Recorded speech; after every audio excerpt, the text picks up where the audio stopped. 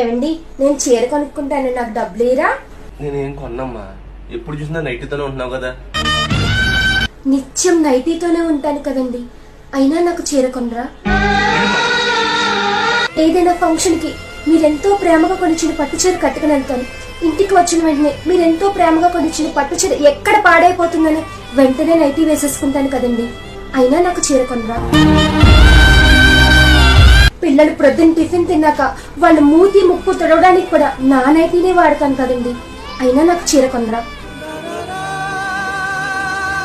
మధ్యాహ్నం మీరు భోజనం చేసే ముందర మీ కంచాన్ని శుభ్రంగా కడిగి ఆ కంచాన్ని పొద్దున నేను కట్టుకున్న నైటీతోనే కదండి మధ్యాహ్నం తుడిచి మీకు భోజనం పెడతాను, అయినా నాకు చీర కొనరా? ఒక్క చీర కాదమ్మా, 2 చీరలు కొనుక్కో.